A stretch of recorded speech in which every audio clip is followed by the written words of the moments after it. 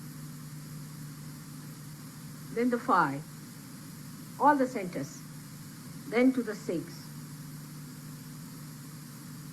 and then to the 7.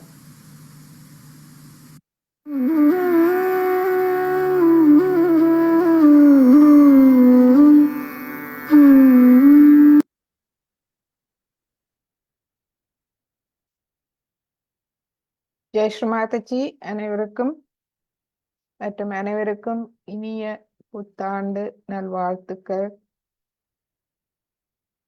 2024 நாம் புதிய ஆண்டுக்குள் நுழைகின்றோம். நமது பழையனவற்றை களைந்து புதியவர்களாக நாம் அந்த ஆண்டு நுழைவோம். தொடர்ந்து நாம் இந்த ஆத்ம பயணத்தில் தொடர்ந்து அனைவரும் பயணிப்போம். ஸ்ரீ மாதாஜி அவர்களின் முழுமையான வழிகாட்டலில் நாம் அனைவரும் தொடர்ந்து பயணிப்போம். ஃபேஸ்புக் மற்றும் ஜூமில் இணைந்து கொண்ட அனைத்து அன்பர்களுக்கும் நமது நன்றிகளும் வணக்கங்களும். புத்தாண்டில் நாம் உங்கள் அனைவரையும் சந்திக்கின்றோம்.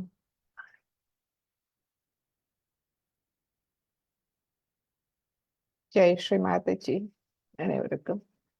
ஃபேஸ்புக் அன்பர்கள், இப்பொழுது நாம் ஒளிபரப்பை நிப்பாட்டுகின்றோம்.